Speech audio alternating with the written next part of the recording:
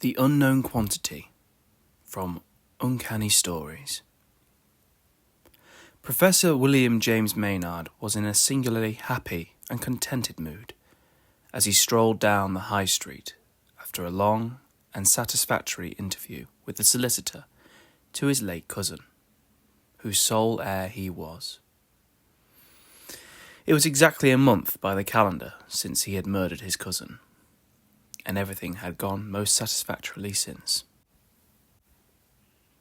The fortune was proving quite as large as he had expected, and not even an inquest had been held upon the dead man.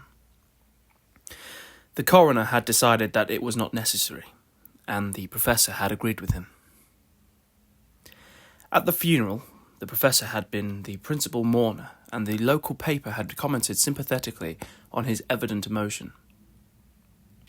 This had been quite genuine, for the professor had been fond of his relative, who had always been very good to him. But still, when an old man remains obstinately healthy, when his doctor can say with confidence that he is good for another 20 years at least, and when he stands between you and a large fortune which you need, and of which you can make much better use in the cause of science and the pursuit of knowledge, what alternative is there? It becomes necessary to take steps. Therefore, the professor had taken steps. Looking back today on that day a month ago, and the critical preceding week, the professor felt that the steps he had taken had been as judicious as successful. He had set himself to solve a problem in higher mathematics. He had found it easier to solve that many he was obliged to grapple with in the course of his studies. A policeman saluted as the professor passed, and he acknowledged it with the charming old-world courtesy. Across the way was the doctor who had certified the cause of death. The professor, passing benevolently on, was glad he had now enough money to carry out his projects. He would be able to publish at once his great work on the secondary variation of the differential calculus that hitherto had languished in manuscript. It would make a sensation, he thought. There was more than one generally accepted theory he had challenged or contradicted in it.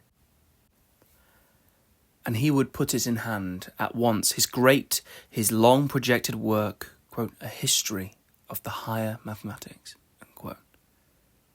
It would take 20 years to complete. It would cost £20,000 or more.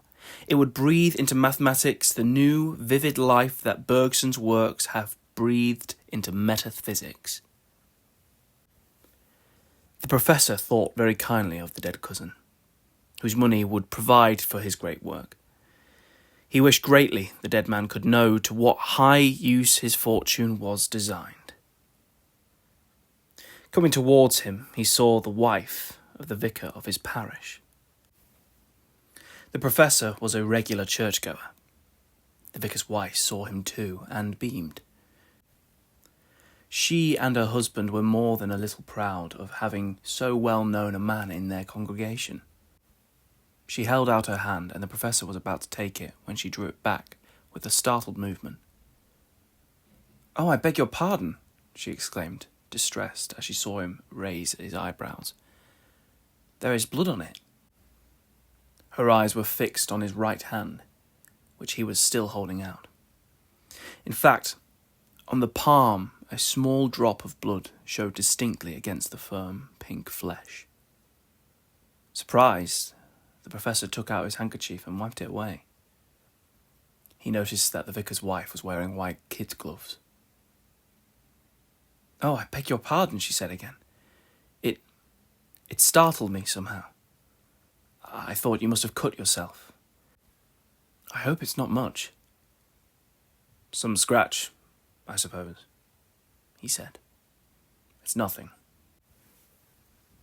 The vicar's wife, still slightly discomposed, launched out into some parochial matter she had wished to mention to him.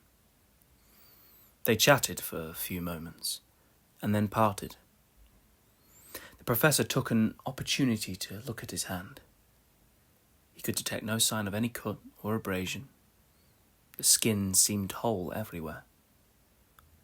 He looked at his handkerchief. There was still visible on it the stain where he had wiped his hand, and this stain seemed certainly blood. "Odd," he muttered, as he put the handkerchief back in his pocket. "Very odd." His thoughts turned again to his projected A History of the Higher Mathematics, and he forgot all about the incident till, as it happened that day month, the first of the month by the calendar, when he was sitting in his study with an eminent colleague to whom he was explaining his great scheme. "If you are able to carry it out," the colleague said slowly, "your book will mark an epoch in human thought, but the cost will be tremendous." "I estimate it at £20,000, answered the professor calmly. "I am fully prepared to spend twice as much. You know, I have recently inherited £40,000 from a relative." The eminent colleague nodded and looked very impressed. "It is magnificent," he said warmly. "Magnificent."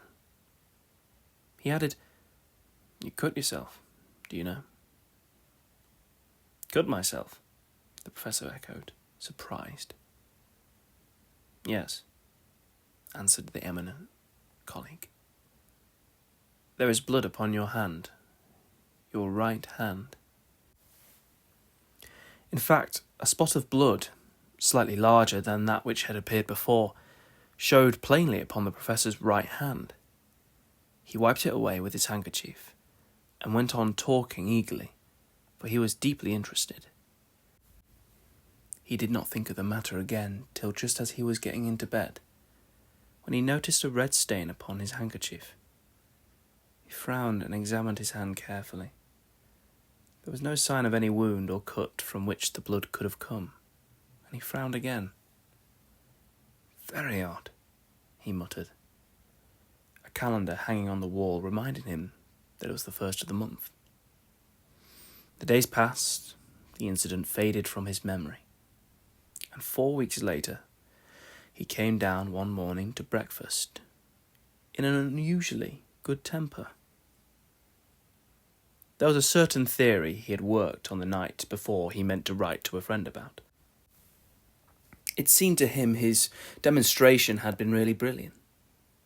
And then, also, he was already planning out with the great success the details of the scheme for his great work. He was making an excellent breakfast, for his appetite was always good, and, needing some more cream, he rang the bell. The maid appeared. He showed her the empty jug, and as she took it, she dropped it with a sudden cry, smashing it to pieces on the floor. Very pale, she stammered out, "Beg your pardon, sir. Your hand. There is blood upon your hand." In fact, on the professor's right hand there showed a drop of blood, perceptibly larger this time than before. The professor stared at it stupidly. He was sure he had not been there a moment before, and he noticed by the heading of the newspaper at the side of his plate that this was the first of the month. With a hasty movement of his napkin, he wiped the drop of blood away. The maid, still apologising, began to pick up the pieces of the jug she had broken, but the professor had no further appetite for his breakfast. He silenced her with a gesture, and leaving a piece of toast half-eaten on his plate, he got up and went to his study. All this was trivial, absurd even, yet somehow it disturbed him. He got out a magnifying glass and examined his hand under it. There was nothing to account for the presence of the drop of blood he and the maid had seen. It occurred to him that he might have cut himself in shaving, but when he looked in the mirror, he could find no trace of even the slightest wound. He decided that, though he had not been aware of it, his nerves must be a little out of order. That was disconcerting. He had not taken his nerves into consideration for the simple reason that he had never known that he possessed any. He made up his mind to treat himself to a holiday in Switzerland. 1 or 2 difficult ascents might brace him up a bit. 3 days later, he was in Switzerland, and a few days later again, he was on the summit of a minor but still difficult peak. It had been an exhilarating climb, and he had enjoyed it. He said something laughingly to the head guide to the effect that climbing was good sport and a fine test for the nerves. The head guide agreed, and added politely that if the nerves of Monsieur the Professor had shown signs of failing on the lower glacier, for example, they might all have been in difficulties. The Professor, thrilled with pleasure at the head guide's implied praise, he was glad to know on such good authority that his nerves were all right, and the incidents that had driven him there began to fade in his memory. Nevertheless, he found himself watching the calendar with a certain interest, and he woke up on the morning of the first day of the month. He glanced quickly at his right hand. There was nothing there. He dressed and spent, as he had planned, a quiet day, busy with his correspondence. His spirits rose as the day passed. He was still watchful, but more confident, and after dinner, though he had meant to go straight to his room, he agreed to join in a suggested game of bridge. They were cutting for partners when one of the ladies who was to take part in the game dropped with a little cry the card she had just lifted. "Oh, there is blood upon your hand," she cried. "On your right hand, Professor." Upon the Professor's right hand there showed now a drop of blood, larger still than those other 3 had been. Yet the very moment before it had not been there. The Professor put down his cards without a word and left the room, going straight upstairs. The drop of blood was still standing on his hand. He soaked it up carefully with some cotton wool he had, and was not surprised to find beneath no sign or trace of any cut or wound. The cotton wool he made up carefully into a parcel and addressed it to an analytical chemist he knew, enclosing within it a short note. He rang the bell, sent the parcel to the post, and then he got out a pen and paper and set himself to solve this problem, as in his life he had solved so many others. Only this time, it seemed somehow as though the data were insufficient. Idly, his pen traced upon the paper in front of him a large X, the sign of the unknown quantity. But how, in this case, to find out what was the unknown quantity? His hand, his firm and steady hand, shook so that he could no longer hold his pen. He rang the bell again and ordered a stiff whiskey and soda. He was a man of almost ascetic habits, but tonight he felt that he needed some stimulant. Neither did he sleep very well. The next day he returned to England. Almost at once he went to see his friend, the analytical chemist, to whom he had sent the parcel from Switzerland. "Mammalian blood," pronounced the chemist. "Probably human. Rather a curious thing about it, too." "What's that?" asked the Professor. "Why," his friend answered, "I was able to identify this distinctive bacillus." He named the rare bacillus of an unusual and obscure disease, and this disease was that from which the Professor's cousin had died. The Professor was a man interested in all phenomena. In other circumstances, he would have observed keenly that which now occurred.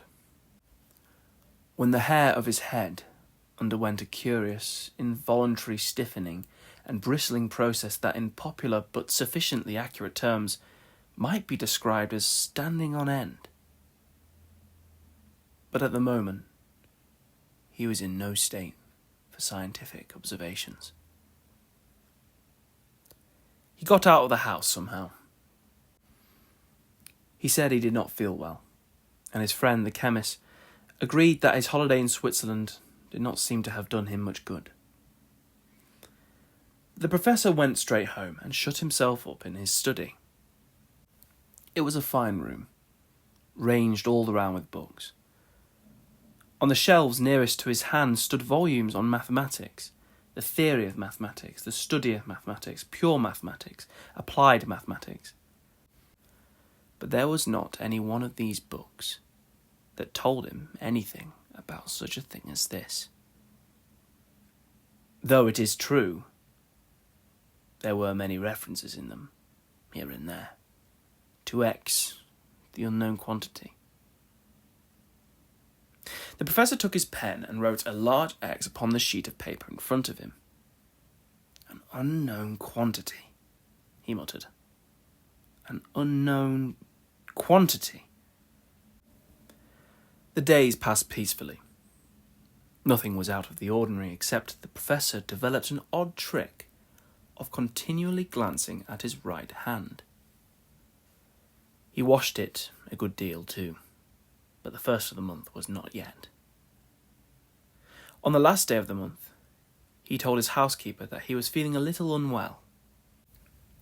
She was not surprised, for she had thought him looking ill for some time past. He told her he would probably spend the next day in bed for a thorough rest, and she agreed that that would be a very good idea. When he was in his own room and had undressed, he bandaged his right hand with care, tying it up carefully and thoroughly with 3 or 4 of his large linen handkerchiefs.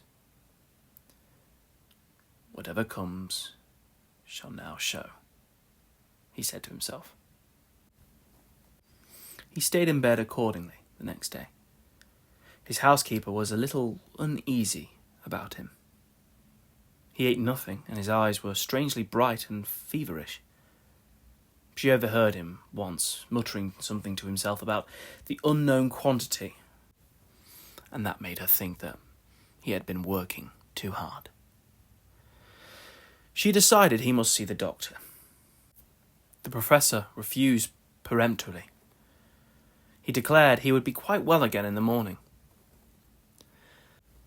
The housekeeper, an old servant, agreed, but sent for the doctor all the same. And when he had not come, the professor felt he could not refuse to see him without appearing peculiar. And he did not wish to appear peculiar. So he saw the doctor, but declared there was nothing much the matter. He merely felt a little unwell and out of sorts and tired. "You have hurt your hand?" the doctor asked, noticing how it was bandaged.